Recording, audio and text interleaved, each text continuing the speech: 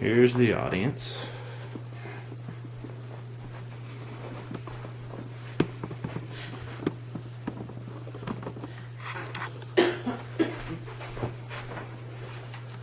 Hello again, class. Tonight I'm going to inform you about a sport that's been around for many, many years. It's popular and played. This sport's basketball. Basketball was invented in late December of 1891 in a gym of the YMCA training school in Springfield, Massachusetts. Dr. James A. Naismith was the one that invented the game. There's a picture of him right there. He was a 30-year-old Canadian. He had been a hard-drinking lumberjack and later was a star at the McGill University's football team.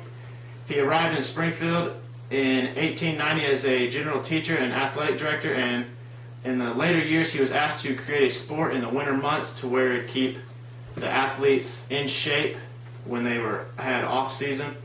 Naismith's boss, Luther Gulick, gave him 14 days to come up with a brand new sport off the top of his head. Naismith looked at sports such as football and lacrosse and tried to put them together to create a new sport.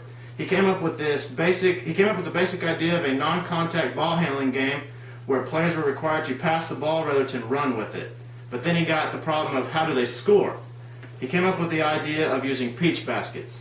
He put it in the highest part on the balcony in the school, and it was 10 feet high from the floor to the basket. Naismith then returned to his office to draw up the rules, and a few hours later he had pinned them up on the college bulletin board, and he came up with the original 13 rules, as they call it.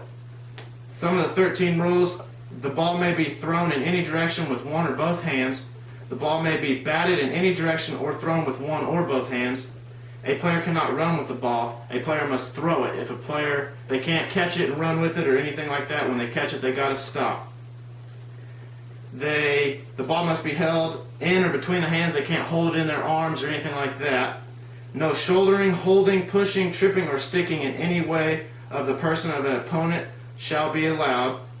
The first act of the player counts as a foul. The second counts as a goal, and if there's a third time, or if they can see that the player's trying to injure somebody, then they'll be ejected for the game, and no substitute will be allowed for them. A foul is striking at the ball with the fist, or violations of Rules 3 and 4, and such as described in Rule 5. A goal shall be made when the ball is thrown or batted from the ground into the basket and stays there, providing those defending the goal do not touch or disturb the goal. If the ball rests on the side and the opposite team hits the goal and the ball falls in, the ball will count, or if they hit the goal and the ball falls out, then the goal will still count. Basketball has changed dramatically from when it was first invented in 1891. Here's some ways it has changed. The baskets used to be peach baskets, but they're not anymore. They're metal rims, nets, backboards. A lot of glass backboards are out there. The rims used to be where you'd hang on them and they'll bend, but now they got what they call breakaway rims, which will break away when you hang on them or dunk on them. They used to use a soccer ball back in the day when Naismith first came up with the sport, but now they do use a basketball. The number of players has changed. Originally there were 9 people on the court, 3 guards, 3 centers, and 3 forwards, but now there are only 5. Naismith, when they scored, they had a janitor who was on duty, you could call it, and he would have to fetch the ball out of the basket every time the basket was made. The three-point line was invented, a 3-second rule was added, a shot blocking rule was added, and dribbling was added to the rules. That way you could advance down the floor faster. Instead of throwing it, you could now dribble the ball around, and that would allow you to be able to move with the ball, but you had to dribble. The dimensions of a basketball court are all different depending on what level you're playing. For instance, a NBA or NCAA college court is 94 feet by 50 feet. A high school court is 84 feet by 50 feet. Now for how the game is played. Like I said, there are now 2 teams of 5 players. The player positions are: there's a point guard. The point guard often calls the plays and in charge of the offense, you might call it. It's the point guard's job to bring the ball up and down the court and to set everybody up and make sure everybody's in their spots before running a play. There's the shooting guard. This guard has similar duties to the point guard, but usually doesn't bring the ball up the court. The shooting guard is usually one of the best team's scorers. He'll shoot the ball a lot. They're supposed to hit them big crucial shots when they need them. And he'll too take more shots than the point guard. A small forward, this person is known primarily for their scoring and ball handling abilities. This position is usually handled by the most talented player on the floor. A power forward, these players are usually a bit bigger than everybody else and stronger than other players and are known for their size. They are best known for being the team's best rebounder or defender. The center, now this is the biggest. This basketball position is very important for both offensive and defensive sides of the ball. Centers are usually the tallest player on the court, like I said, and are often the focal point of the team's offense.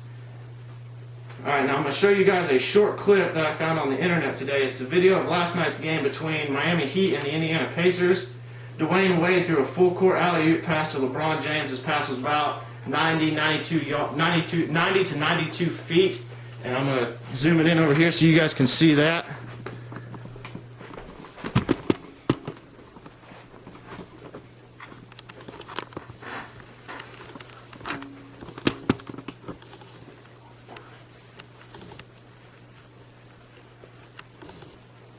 Maybe you guys can see this.